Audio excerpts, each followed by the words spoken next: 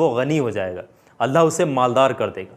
जी हाँ दोस्तों, ये वो नाम मैं आपके साथ जो है आज इस वीडियो में शेयर कर रहा हूँ। यकीन जानिएगा दोस्तों, एक चीज़ का ख्याल रखिएगा, दौलत तो आपको मिलना तय है, दौलत आपको मिलेगी मिलेगी, बेशुमार दौलत मिलेगी ईमानदारी के साथ अगर आप इसको पढ़ेंगे। एक चीज़ का याद रखना, अपने ख्याल रखना है कि मिली हुई दौलत पर आपने कभी घमंड तकब्बर नहीं करना है, ईगो नहीं दिखाना है या अकड़ में नहीं रहना है कि आपके पास जब पैसा आ जाए। अल्लाह की हर नेमत पर आपने शुक्र अदा करना है। जितना आप गरीबों पे, मिस्कीनों पर, ज़रूरतमंदों पर खर्च करेंगे, अल्लाह आपको और देता चला जाएगा। जब आप बिस्तर पर सोने के लिए जाएं इशा की नमाज के बाद में या तहज्जुद के बाद में, आप इसको ताज़ा वज़ू करके पढ़ लें। वज़ू नहीं है तो बिना वज़ू भी पढ़ सकते हैं, बिस्तर पर बैठकर भी पढ़ सकते हैं। याद रखिएगा, जब भी आप इसको पढ़ेंगे आपने किसी से बातचीत नहीं करना है। पढ़ने के बाद में फ़ौरन सो जाइएगा।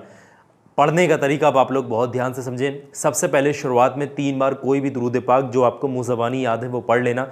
कोई छोटा से छोटा दुरूद पाक भी याद है तो वो भी पढ़ सकते हैं, और जो सबसे छोटा दुरूद पाक वो है सल्लल्लाहु ताला अलैहि वालिहि वसल्लम, इसको भी आप पढ़ सकते हैं। 3 मरतबा पढ़िएगा। उसके बाद में एक तस्बीह यानी 100 मरतबा, जिस नाम का मैं शुरू से जिक्र करता आ रहा हूँ कि इसको पढ़ना है इसको पढ़ना है, वही आपने 100 मरतबा पढ़ना है। और वो नाम मुबारक कुछ इस तरीके से, बिस्मिल्लाहिर्रहमानिर्रहीम, या मालिकुल मुल्की।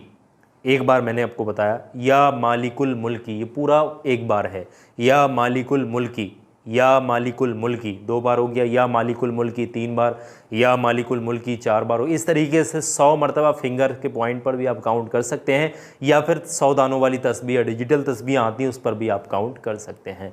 इतना पढ़ने के बाद में आखिर में फिर आप 3 बार वही दुरूद पाक पढ़िएगा जो शुरुआत में पढ़ा था।